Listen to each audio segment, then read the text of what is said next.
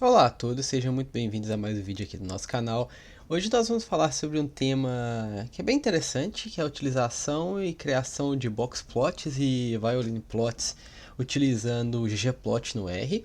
Esse tipo de gráficos são muito úteis quando estamos fazendo estatística descritiva e nós queremos entender melhor a dispersão dos nossos dados, além de nos possibilitar comparar conjuntos de dados distintos para entender melhor se eles vêm da mesma distribuição ou não, se existem diferenças entre diferentes grupos.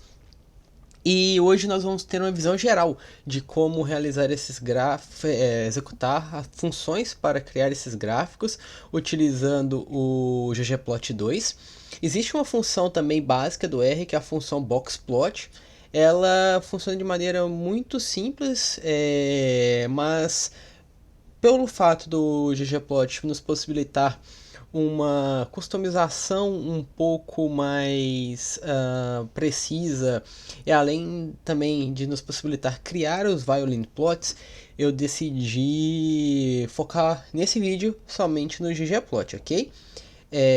Então, primeiramente, como que a gente interpreta e como é um boxplot? Eu vou estar colocando aqui no canto superior direito do vídeo uma imagem que mostra a estrutura do boxplot.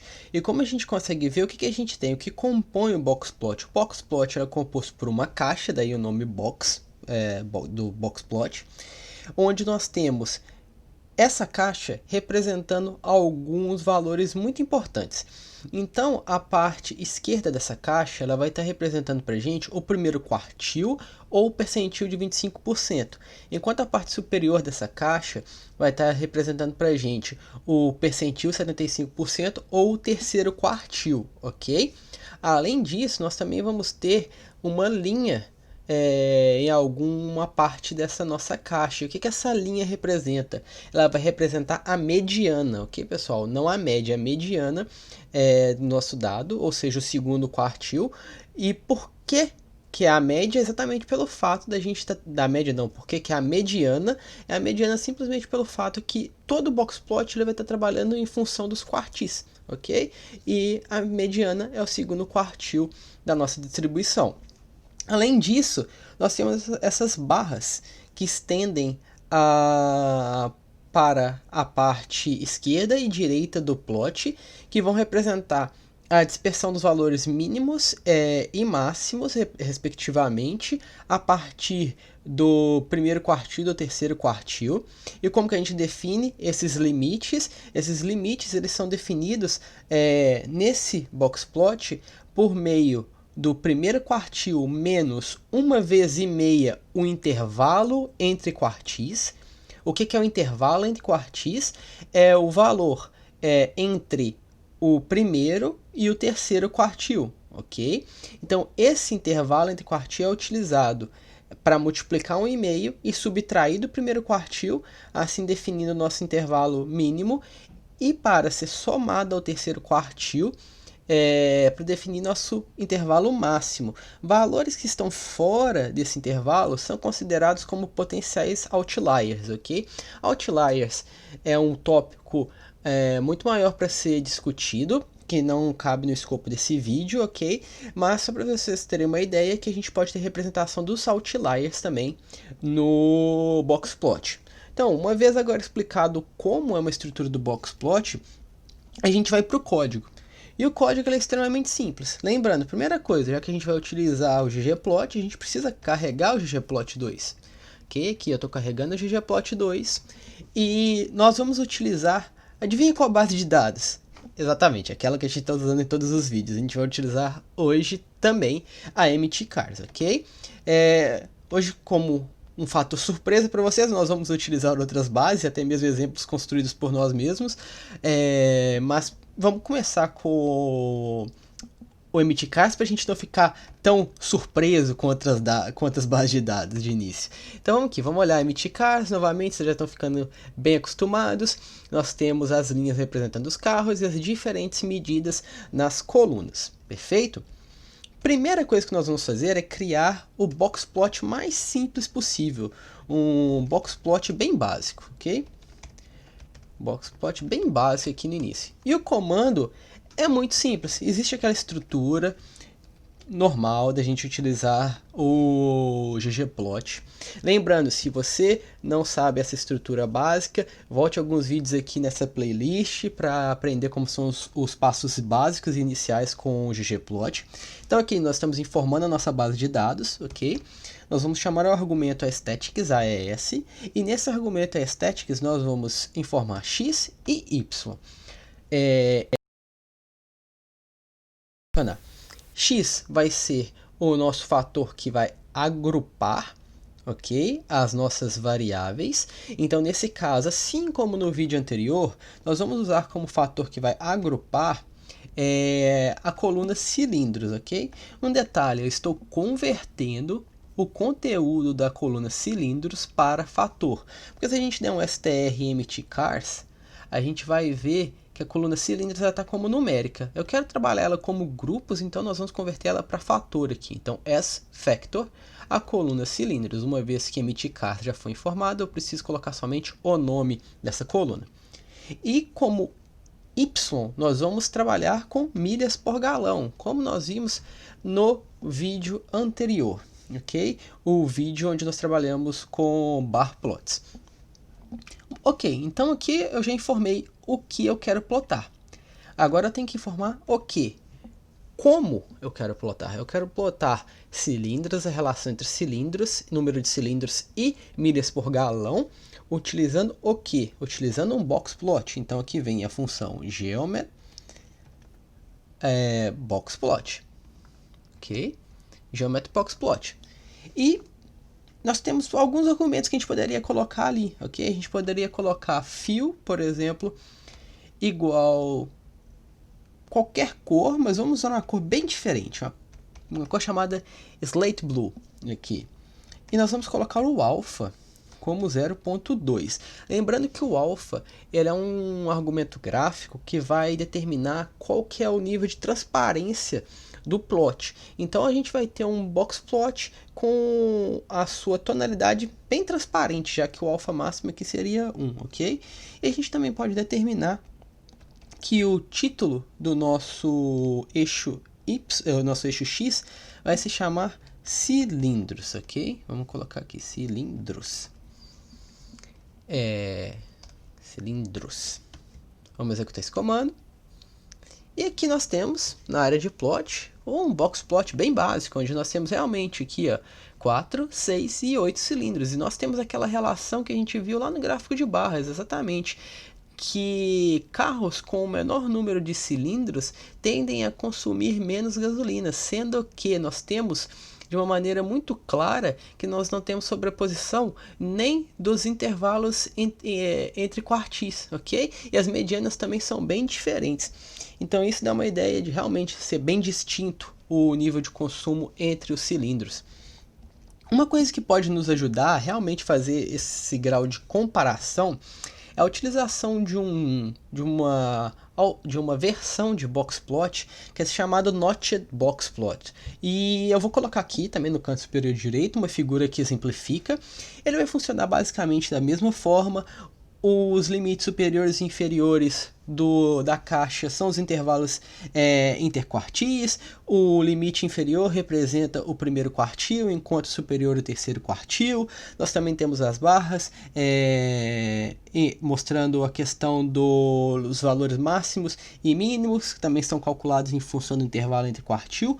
Porém, nós temos um novo grau de informação. Se vocês repararem, perto da mediana, o box do Notched Plot, ele é em formato de V. E o que esse formato de V do box representa para a gente?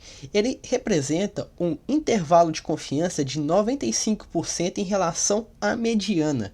Ou seja, a parte superior de onde começa esse V e a parte inferior de onde esse V também dá início e vai chegar à mediana é o limite inferior e superior do intervalo de confiança. E como que a gente calcula esse intervalo de confiança? Ele vai ser a mediana mais ou menos 1,57 vezes o intervalo interquartil dividido pelo número de amostras elevado a 0,5. Ok, é muito mais complexo, a gente não precisa focar nisso agora, a gente não precisa entender até pelo fato de não ser o foco do vídeo, mas só para vocês saberem que existe e que a gente consegue ter esse tipo de informação. E por que ela é relevante? Pelo fato de que, se nós adicionarmos a opção de criar o Notched Plot e a gente não vê sobreposição entre esses notes de diferentes classes, as medianas são significativamente diferentes entre os grupos, ok? Pelo fato de não haver sobreposição entre os intervalos de confiança. E como nós fazemos isso? De uma maneira extremamente simples, ok? Nós vamos utilizar o seguinte argumento. Nós vamos pegar o mesmo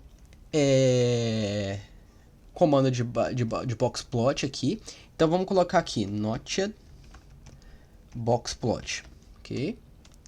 E mesmo comando, sem nenhuma diferença. E nós vamos adicionar aqui o Geometric Boxplot da mesma forma, ok?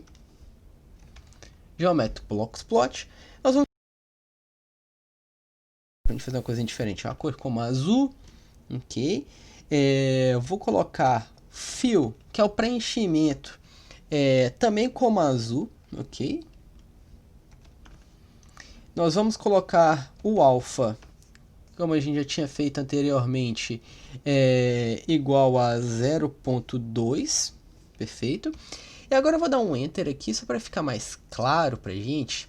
Eu vou adicionar aqui a opção de Notch, se nós queremos colocar o Notch ou não.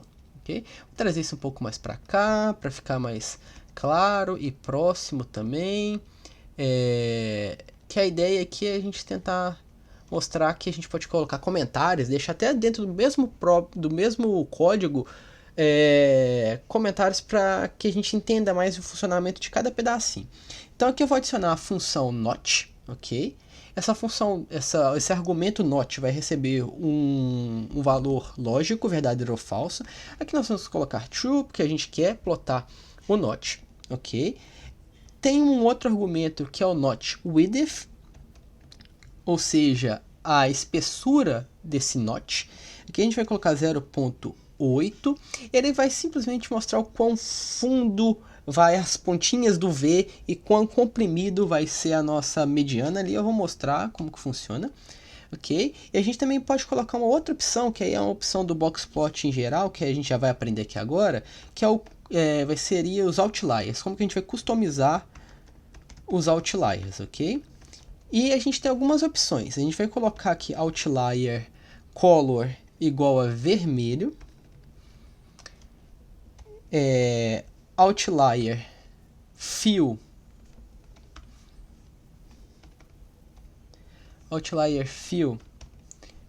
igual a vermelho também, vamos colocar igual a vermelho, e o outlier size igual a 3, é o tamanho do nosso outlier aqui. Aí eu vou pegar, vou trazer o parênteses que fecha com o Geometric Boxplot. E se a gente executar esse comando que nós temos que eu errei aqui em alguma vírgula, exatamente aqui, ó, botei um ponto ao invés de uma vírgula. Então, se eu adicionar a vírgula aqui depois desse red, vamos ver o que acontece. Nós temos exatamente o Notched Plot, ok? Lembrando, mostrando o Notch width, se eu coloco ele como 0,5, vamos colocar mais extremo, 0,2, para vocês realmente notarem a diferença. Olha como que o V comprimiu mais a minha mediana. Isso não vai mudar nada na interpretação, é simplesmente uma questão de visualização, que vai deixar a gente visualizar melhor o nosso intervalo de confiança, ok? Se vocês repararem, eu tive umas mensagens aqui em vermelho, não é o warning, nada, ele só está me falando que o meu notch, ele foi além dos hints desse plot. O que isso significa? Isso significa que o intervalo de confiança para alguns pontos, ele é maior do que o meu intervalo interquartil. Então, se vocês observarem, por exemplo, aqui para 6 cilindros, o notched ele vai além do que seria a parte do intervalo entre quartil, tá vendo? Você vê até que tem essa voltinha aqui, ó, da beiradinha do boxplot, como se ele tivesse sido dobrado. Isso mostra que realmente foi além do meu intervalo interquartil, e isso geralmente pode ser ocasionado simplesmente pelo tamanho. Se eu aumentar o número de amostra aqui, provavelmente eu vou conseguir ter uma maior representatividade, aumentar meu intervalo interquartil, e então meu intervalo de confiança não vai sobrepor o primeiro e terceiro quartil, ok? Então beleza, essa é uma opção também muito interessante, o Notched Boxplot. E agora nós podemos ir para um novo tipo de boxplot. Nós aprendemos no vídeo anterior sobre barplots lado a lado, onde nós colocamos diferentes grupos para comparar valores médios, frequência, etc. Nós podemos fazer a mesma coisa com o boxplot, só que ele ainda vai dar um nível extra de informação para a gente, uma vez que a gente consegue visualizar realmente a dispersão de valores entre grupos. Então aqui a gente vai chamar de Grouped Boxplot, ok? E como que a gente vai fazer? Como eu falei, a gente vai trabalhar com diferentes tipos de dados hoje. Agora nós vamos criar uma tabela, um dado fictício, ok? Que a gente vai chamar de... Vai ter 3 colunas, a gente vai chamar de variedade, ok? Variedade vai receber um valor de repetição, essa função repete uma determinada sequência um número x de vezes. E que sequência? Um conjunto de dados muito interessante, que é o conjunto ladders, ok? De 1 a 7. O que o conjunto ladders em maiúsculo faz? Ele mostra pra gente... faltou o S, pessoal, perdão. Ele é um conjunto de dados já existente no R que dá pra gente exatamente as letras do alfabeto. Então a gente está pegando as 7 primeiras letras do alfabeto, repetir essas letras 40 vezes, ok? Cada uma dessas letras. E jogar dentro da variável variedade. Então tem aqui, ó. Ok? As 7 letras repetidas 40 vezes cada. Nós vamos criar uma variável chamada tratamento. E essa variável chamada tratamento vai receber uma repetição, ok? De um vetor, onde eu vou colocar como a gente pode chamar de high e low, ok? Aqui, seguindo essa linha de raciocínio, e nós vamos repetir cada um, ok? 20 vezes. Então criamos tratamento com 40 observações aqui, ok? E além disso, nós vamos criar uma outra opção, que é uma observação, ok? Ou não quero observação, vamos criar um valor, vamos chamar de valor. Esse valor vai receber uma sequência que vai de 1 a 280. A gente nem precisava ter fazendo sequência, eu poderia colocar só entre 1 a 280, ok? Vamos colocar entre parênteses para ficar bem especificado. E a gente vai fazer uma amostragem aleatória de valores entre 1 a 150, 280 vezes. E para isso a gente precisa usar o argumento replace igual a true. Por quê? Porque eu estou querendo aleatoriamente amostrar 280 números no intervalo de 1 a 150, ou seja, eu tenho mais amostragens do que números. Se eu coloco replace igual a falso, eu não consigo amostrar, porque replace permite que eu sorteie o mesmo número, ou a mesma letra, o que seja, mais de uma vez, ok?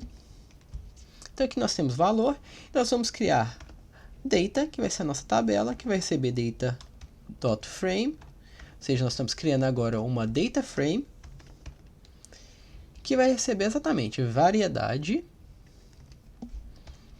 tratamento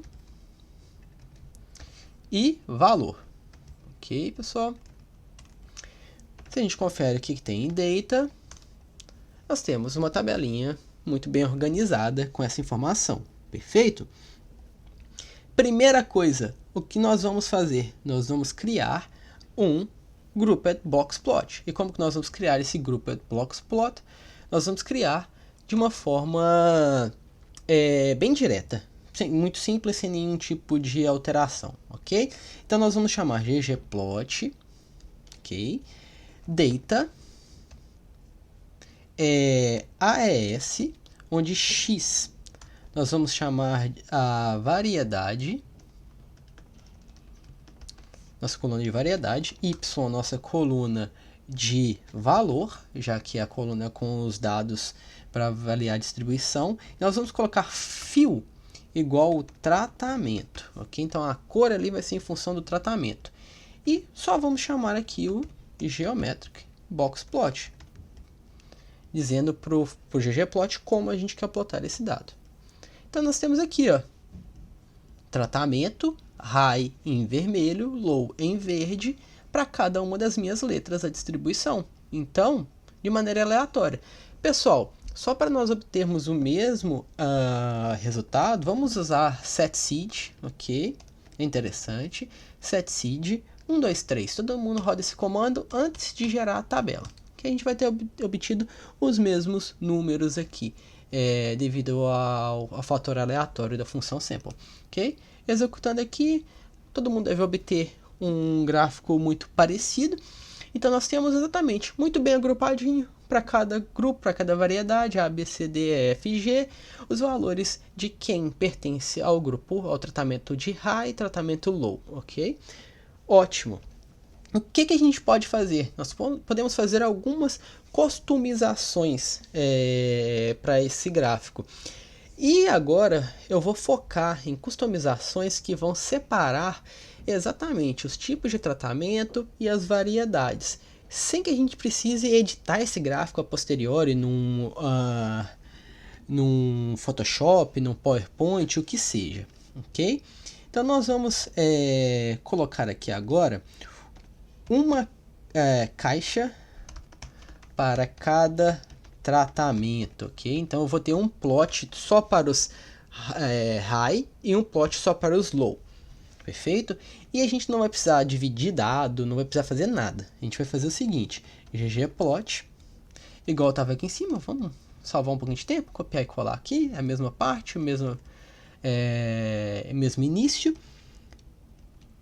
Também geometric box plot vazio, ok? Sem nenhum argumento. Mas nós vamos usar um outro argumento do ggplot que é extremamente útil, que é um argumento chamado facet wrap. O que o facet wrap faz? Ele vai receber como função ou um grupamento que vai rearranjar o nosso plot. De que forma? Vamos colocar em função do tratamento. Lembrando que o tio aqui exatamente fala isso, em função de tratamento. Então vamos executar e nós temos aqui agora um box plot onde eu separei o tratamento high e low em duas facetas distintas, ok? Eu agrupei pelas as facetas baseados no tratamento. Isso é muito interessante. Eu lembro que quando eu comecei a utilizar o ggplot, se eu não me engano, essa função ainda não estava disponível. Lembrando que o ggplot é altamente útil pelo fato de que ele passa por uma frequência de atualização muito grande. Ele está sempre em constante desenvolvimento. Até aconselho, caso alguém tenha interesse, seguir o criador do ggplot no Twitter, porque ele é muito ativo. E postando as novidades, ok? Agora o que a gente pode fazer? Vamos colocar aqui agora, na verdade, uma caixa agora para cada variedade. Ou então, seja, para cada letra nós vamos ter uma caixa. Vou copiar exatamente o mesmo comando, pessoal, perfeito. Face wrap também, só que ao invés de colocar em função de tratamento, já deve estar bem óbvio para vocês, eu vou colocar aqui agora em função da variedade, perfeito? E o que a gente vai obter? Nós vamos obter aqui, ó, um valor de box plot para cada uma das minhas variedades, perfeito, pessoal? Só um detalhezinho aqui, que esse gráfico não ficou bonito, tá vendo? porque ele não está escalonado. Então tem uma opção que se chama Scale igual a Free, que vai nos possibilitar uma visualização muito mais agradável, ok? Onde eu realmente tenho aqui, ó, A para A, B para B, C para C, e a minha legendazinha aqui com o tratamento. Então isso é uma opção bem útil quando você quer comparar diferentes tipos de grupamentos, você tem uma estrutura muito complexa de amostragem. Perfeito, pessoal? Com isso, a gente fecha a nossa parte sobre os box plots. E agora eu vou começar a falar sobre os violin plots, ok? O que seriam os violin plots? Violin plots vêm de plots em formato de violino. E por quê? Eles funcionam de uma maneira muito similar ao box plot, ok? Porém, o violin plot ele vai possuir um formato específico que vai representar o que eles chamam de kernel density probability, que seria a probabilidade de você observar aquele grupamento de valores para aquela região. Então ele te dá uma noção de densidade, de agrupamento, porque se vocês pensarem, o boxplot te mostra a dispersão, primeiro, terceiro quartil. Só que você não tem uma ideia sobre a densidade de valores que você tem em torno daquele ponto. Você não sabe se você tem muito mais valores próximo do primeiro quartil, do terceiro quartil, se eles estão mais em torno da mediana. E o violin plot permite ter essa noção. Seria mais ou menos se a gente agrupasse ali um box plot e um histograma, só que num formato de um violino que vai estar te mostrando isso. É um tipo de plot muito interessante que eu gosto bastante. Para exemplificar o violin plot, nós vamos usar um novo conjunto de dados, olha que surpresa, que é chamado de Tooth Growth. Então, só para a gente ler aqui rapidinho o que é o Tooth Growth, ele é uma data frame que vai conter a resposta de crescimento de odontoblastos em Guinea Pigs, agora eu esqueci o nome de Guinea Pigs, são os porquinhos da Índia, em 60 porquinhos da Índia, onde cada animal vai receber 2 doses de vitamina C, 2 níveis de vitamina C, perdão, 3 níveis de vitamina C, 0,5, 1 ou 2 miligramas por dia, em 2 tipos diferentes de entrega, ou por suco de laranja ou ácido ascórbico, ok? Então, só para dar uma olhadinha aqui como esse dado se comporta, nós temos então exatamente o tamanho, o crescimento, o tipo de suplementação, se foi ácido ascórbico VC ou suco de laranja OJ, e a dose recebida. Perfeito? Primeira coisa que nós vamos fazer, nós vamos pegar aqui Tooth Growth e nós vamos converter dose como fator. É importante porque dose é numérica, mas a gente quer classificar ele como um tipo de grupo. Nesse caso eu já estou alterando na fonte, na própria tabela, porque a gente não tem que adicionar S-factor, essas coisas dentro do plot. E primeira coisa que nós iremos fazer é gerar um violin plot muito simples. Então como que ocorre? ggplot, como a gente fez anteriormente para os dados de mtcars, informa a data frame. E aí nós vamos chamar AES, aesthetics, ok? A gente quer agrupar por dose X, recebe dose, e Y recebe o nosso valor que a gente quer checar a distribuição, ou seja, length, que é o crescimento dos dentes desses animais. A gente pode traduzir como dentes nesse caso, assim. E aqui a gente vai chamar como queremos plotar. Se Geometric Box Plot é para plotar Box Plot, para plotar Violin Plots, nós temos GeoViolin. E nós não vamos colocar nada de argumento, ok? E aqui nós temos exatamente um Violin Plot. E o que a gente consegue observar? A gente consegue observar o intervalo do terceiro quartil, o intervalo do primeiro quartil, e aqui nós temos a largura do violino, representa o número, a densidade de dados nessa porção aqui, ok? Ou seja, aqui nós temos valores que provavelmente devem estar mais próximos da mediana, enquanto aqui a maior distribuição está abaixo da mediana, e novamente para a dose igual a 2 também próximo. Mas, o que acontece? A gente não consegue ter uma noção exata de onde está essa mediana, onde está essa média, etc. E existem argumentos que podem nos auxiliar na visualização desses pontos, desses valores estatísticos, além de melhorar a visualização do violin plot. Então a primeira coisa que a gente vai fazer aqui é alterar um argumento dentro do violin que chama trim. Nós vamos colocar igual a falso, porque se vocês notarem, a distribuição está truncada em um ponto, porque a gente espera que nós temos mais valores do que esses intervalos, ok? Do primeiro e do terceiro quartil. Então eles vão além disso. E o default do violin plot é cortar isso. Eu não quero cortar isso, eu quero ver a real extensão. Então eu realmente vou ter essas pontinhas, porque muito menos dado agrupado nos intervalos, nas porções extremas. Perfeito? Ok, ótimo. Nós agora criamos um violin plot interessante. Vamos salvar ele dentro de uma variável p. Lembrando que se eu chamar p toda hora, eu consigo chamar o plot novamente. O que nós vamos fazer agora é usar p para visualizar diferentes tipos de estatísticas sumárias.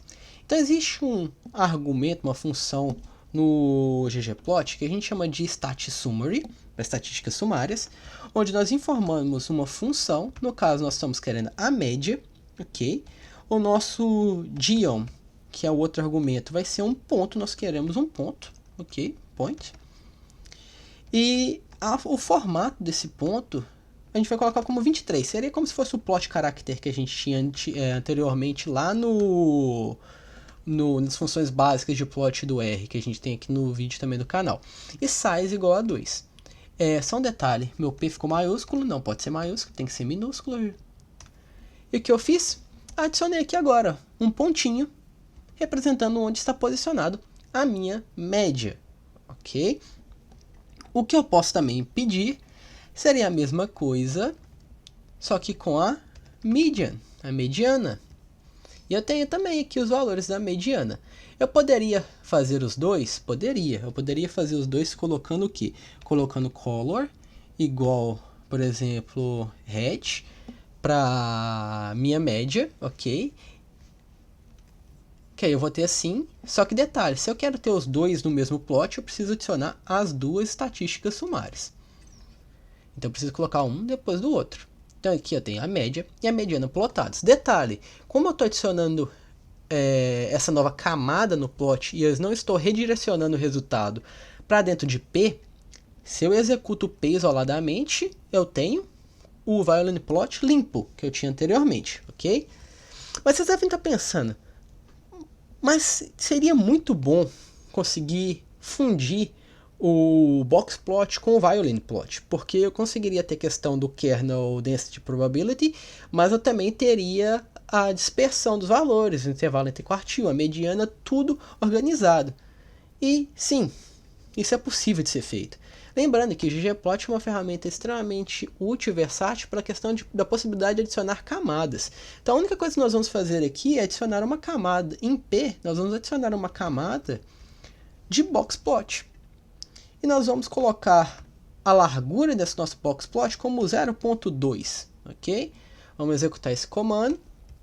E aqui nós temos, olha que coisa maravilhosa, o violin plot e o boxplot dentro do nosso violin plot, mostrando onde nós temos aqui o primeiro e o terceiro quartil, a mediana e juntando com isso tudo a questão da probabilidade da distribuição do dado, ok? Agora, pessoal, eu vou mostrar para vocês um outro tipo de customização que a gente pode fazer, que é simplesmente visual, gráfico, adicionar cores. E da mesma forma que a gente pode aplicar isso para o violin plot, nós também podemos aplicar para o ggplot, para uma outra série de tipos de plot utilizando o ggplot 2. Mas aqui eu vou usar o violin plot como uma referência, ok? Então vamos lá. A gente vai fazer o primeiro ponto que nós vamos fazer é gerar um violin plot, como a gente fez já anteriormente. Só que nós vamos colorir manualmente o violin plot, ok? E como nós vamos fazer isso? Como nós vamos colorir manualmente o Violin Plot? Nós vamos adicionar aqui dentro uma opção, que é a opção Color, que nós vamos colocar, por exemplo, como Dark Red, ok? Nós também podemos mudar o contorno, e o contorno eu quero mostrar para vocês uma opção no formato hexadecimal, que a gente também pode ver e fazer esse match com as cores, ok? Então nós temos aqui essa opção, vocês vão ver como é que vai ficar no final das contas, e nós também vamos adicionar aqui o Geometry Boxplot, ok? Geometry Boxplot, vamos executar esse comando, e aqui nós temos, tá vendo?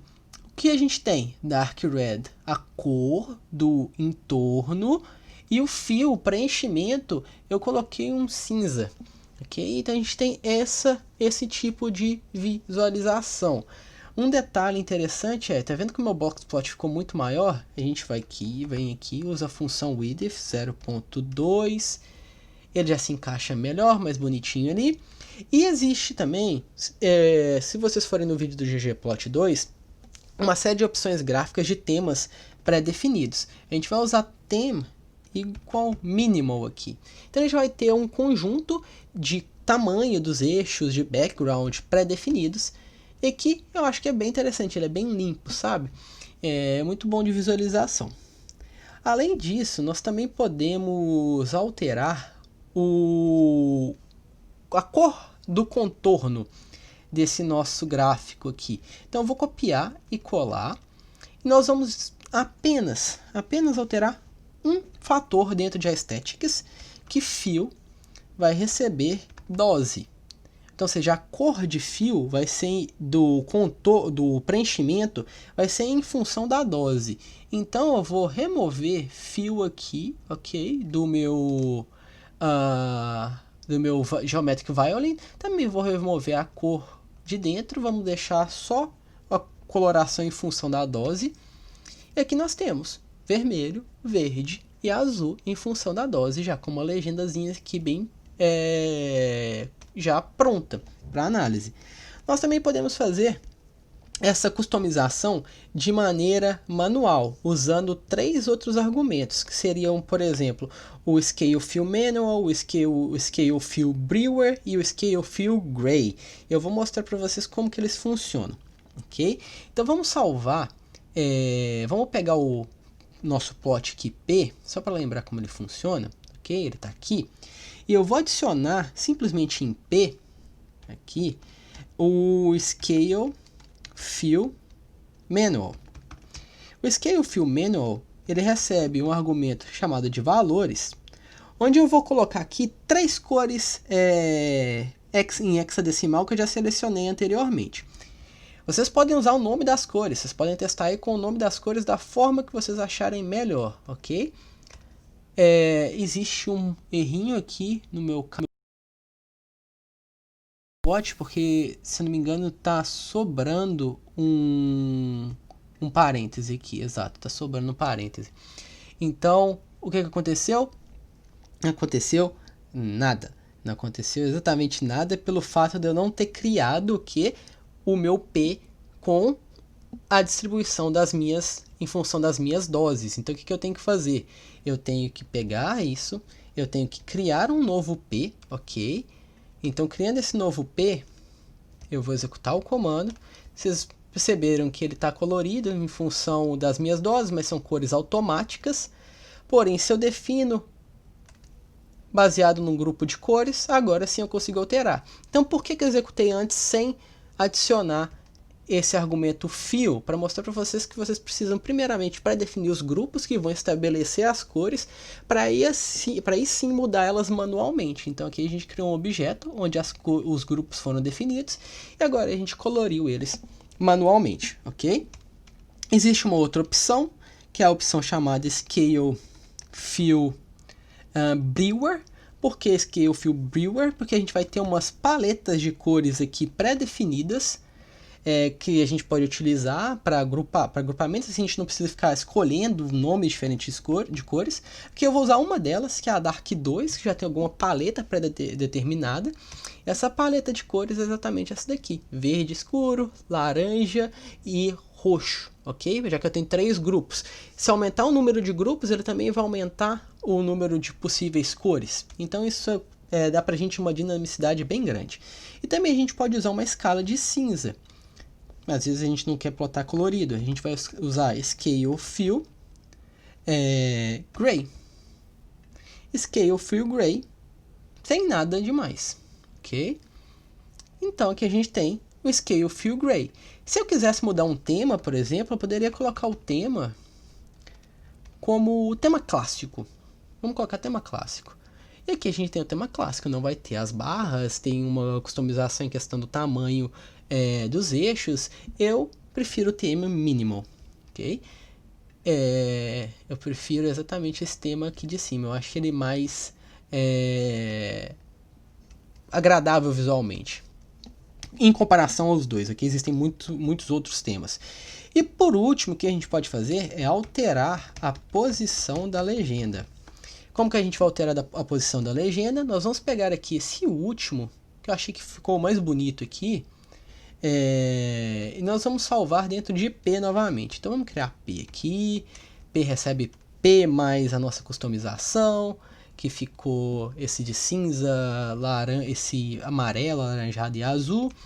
E agora nós vamos adicionar a legenda que está aqui no canto direito em diferentes posições. Então vamos chamar a função theme, e ele pode receber um argumento chamado legend.position, e a gente tem as opções top, que seria a legenda em cima, ok? Nós temos também a opção bottom, que seria a legenda embaixo. E nós também temos a opção no fim aqui, none, que seria o quê? Sem legenda. A gente não quer essa legenda, a gente pode escrever a legenda às vezes no título ou na descrição da figura, o que seja. Ok, pessoal? Então, pessoal, esse foi o vídeo de hoje. Eu espero que vocês tenham gostado. Eu gosto muito de utilizar Violin Plots e Box Plots para representar minha distribuição de dados, ok? Por favor, não se esqueça de deixar o like aqui no vídeo, se inscrever no nosso canal. Muitas pessoas que assistem os vídeos ainda não estão inscritas. A gente está quase batendo 1000 inscritos e isso para mim é maravilhoso. Eu não estava esperando esse retorno. Nos vemos num próximo vídeo. Até semana que vem, pessoal. Um abraço a todos e tchau.